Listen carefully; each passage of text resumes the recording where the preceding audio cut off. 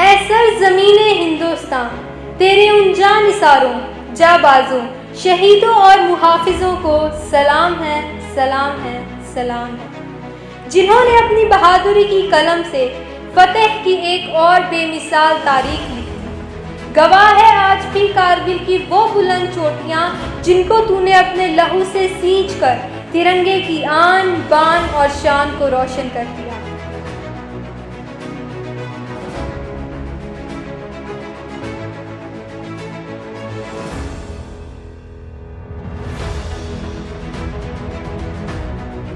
सन 1999 पड़ोसी मुल्क पाकिस्तान ने बगैर किसी आभास के अपने सैनिकों को LOC पार कर भारत की सीमा के अंदर भेज दिया। जनरल परवेज मुशर्रफ जनरल का प्लान सीधा और साफ था।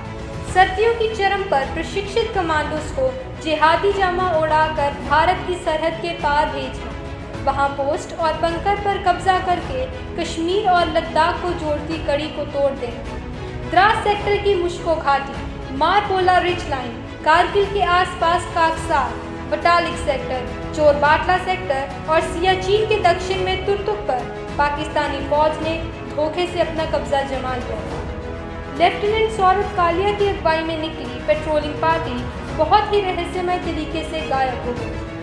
कुछ दिनों बाद उनका शत विक्षत शव पाकिस्तानी सेना ने हमें सौंपा, जिस निर्दयता से उन्हें मारा गया था प्रशिक्षित पाकिस्तानी फौजियों की ही उच्चेष्टा थी।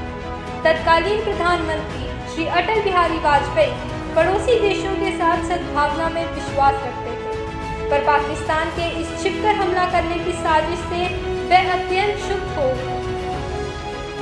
उन्होंने देश की तीनों सेनाओं को बगैर एक पल गवाए दुश्मन की गोली का जवाब गोलों से देने का आदेश सुनाया, तो भारतीय सेना ने तुरंत एक्शन लेते हुए युद्ध का ऐलान कर दिया।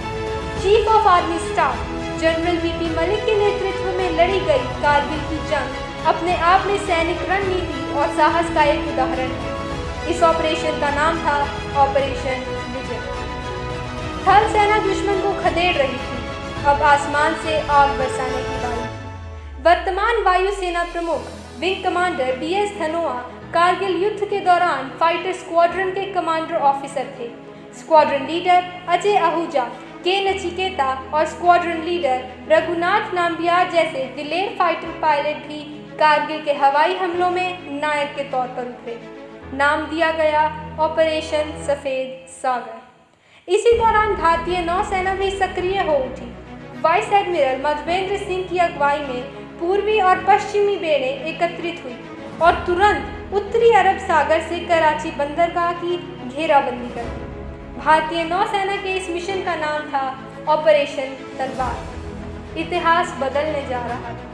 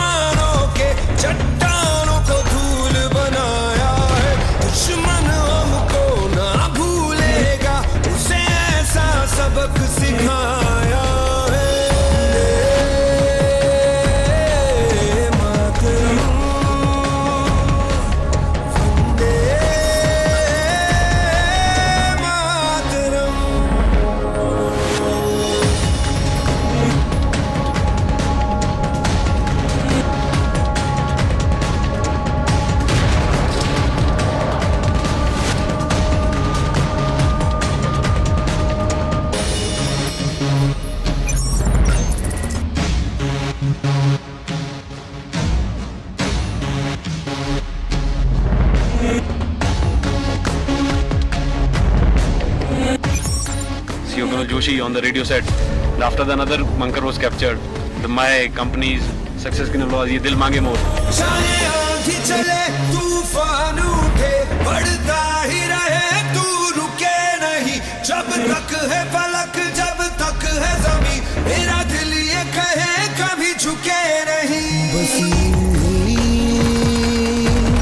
लहराए तिरंगा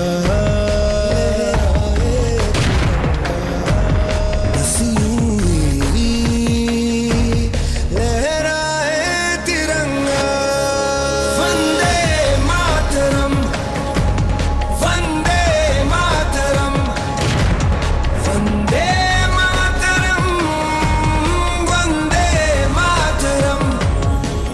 अगर मुझे अपने खून को साबित करने से पहले मौत आ गई तो कसम से मैं मौत को ही मौत की नींद सुला दूंगा। कारगिल का ये युद्ध भले ही उच्च अधिकारियों की विस्तृत प्लानिंग और रणनीति के अनुसार लड़ा गया, लेकिन इसे जीतने वाले औसत 20 से 25 साल के वह नौजवान सैनिक थे जो शेरों की तरह दुश्मन पर टूट पड़े। ये वो बेटे थे जिन्हें अपनी माँ के आत्मसम्मान की चिंता अपनी जान से कई ज्यादा थी। पूरे विश्व पटल पर भारतीय विजय का डंका बजने लगा। आज हमारा भारत विश्व में एक नई शक्ति बनके उभर रहा है। कारगिल की विजय उस नए भारत की नींव का पत्थर है, क्योंकि इस युद्ध में बही खून की हर एक बूंद ने हमारे आज को सींचा है। वही खून हमें प्रेरणा देता है, बढ़ो आगे मत रुको, पूरी शक्ति सहित निर्भयता से हर असंभव पहाड़ इसी तरह जीत लो। सीने में जो भारत भूमि के प्रति प्रेम है वो पूर्ण प्रज्वलित हो। जब संपूर्ण विश्व के शीर्ष शिखर पर भारत का ध्वज फहराएगा, तब मेरे देशवासियों हर दिन विजय दिवस कहलाएगा, हर दिन विजय दिवस कहलाएगा।